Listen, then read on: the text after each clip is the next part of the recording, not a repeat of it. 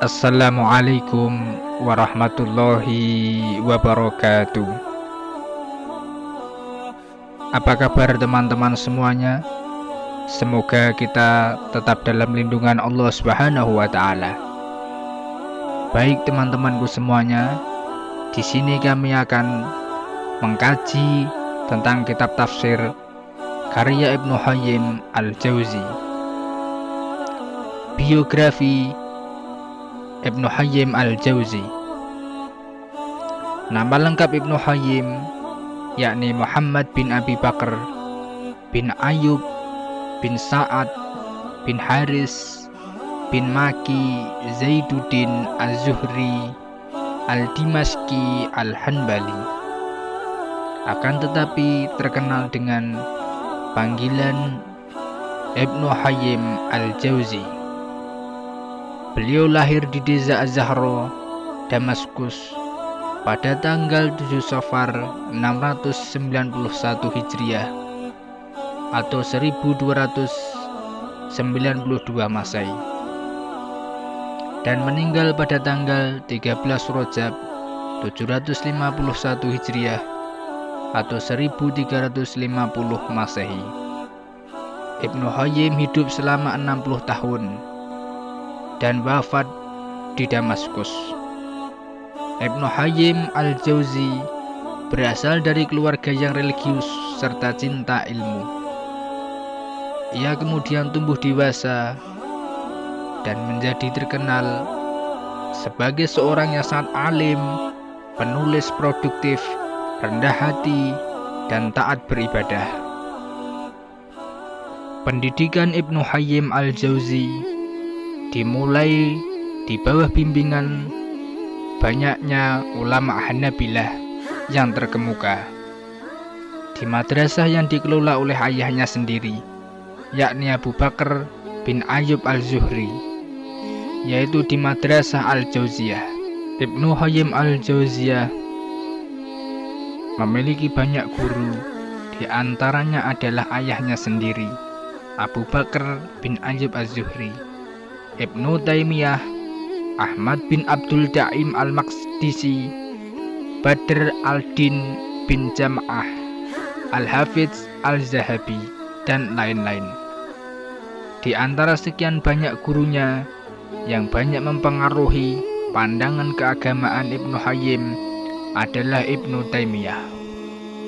Sebagai seorang ulama yang terpandang akan kepawian cara pandang ilmunya yang luas, Ibnu Al-Qayyim memiliki banyak murid.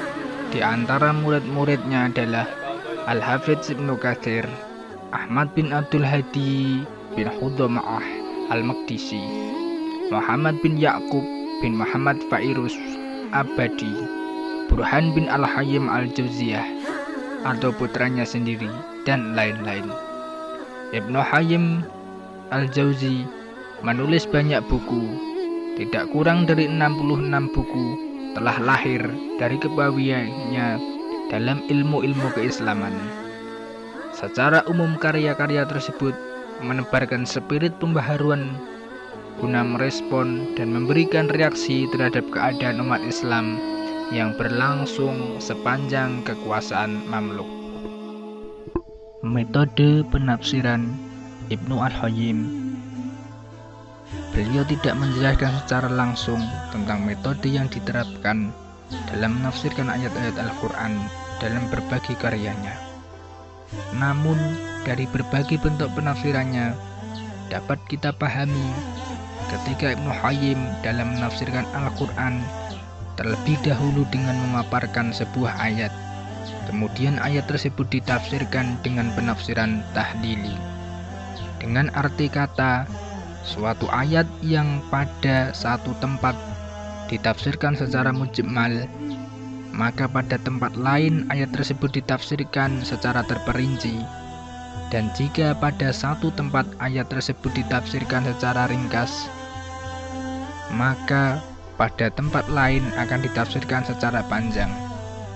Ditinjau dari sumber penafsirannya, dapat dikatakan bahwa Ibnu Al-Qayyim tidak mengambil sumber tafsir kecuali tafsir yang bersumberkan pada nas Al-Quran, dan al-sunnah, atau pada riwayat-riwayat yang datang baik dari kalangan sahabat, tabi'in maupun tabi'in yang dikenal dengan al-tafsir bil al-ma'tsur. Contoh metode penafsiran yang dilakukan oleh Ibnu Qayyim al-Jauzi terhadap surat Al-Falaq dan An-Nas. Penafsiran terhadap kedua surat ini cukup panjang, yang mengungkapkan segala aspek yang mungkin dapat dipahami dari surat ini. Langkah awal yang ia lakukan adalah membuat ayat surat Al-Falaq ini. Setelah itu Ibnu Qayyim menyertakan beberapa hadis yang mengandung keutamaan surat ini. Setelah menyertakan hadis-hadis tersebut, Ibnu Al-Qayyim menjelaskan maksud dan tujuannya memaparkan hadis-hadis tersebut. Kemudian Ibnu Al-Qayyim menjelaskan isi kandungan kedua surat ini. Surat Al-Falaq ini dibagi ke dalam 19 pasal. Masing-masing pasal tersebut berisikan pembahasan mendalam tentang ketiga pasal di atas dan ditambahkan dengan pasal-pasal yang lainnya. Seperti pasal pertama membahas tentang kalimat isti'adhah tersebut, yang dimulai dengan pembahasan tentang isti'adhah dari segala bahasa, makna kalimat isti'adhah, cara membaca lafaz isti'adhah, dan lain sebagainya. Jadi, satu pasal saja berisikan satu topik pembahasan, yakni makna isti'adhah. Setelah hal tersebut dijelaskan panjang lebar, maka Ibnu Al-Qayyim menjelaskan cara membaca lafaz isti'adhah. Pada pasal kedua berisikan pembahasan rinci tentang kepada siapa beristi'adhah tersebut, dan seterusnya. Begitu juga halnya dengan fusul-fusul yang lainnya, yang masing-masing fusul mendapat porsi pembahasan yang sesuai dengan aspek-aspek yang ingin dikaji.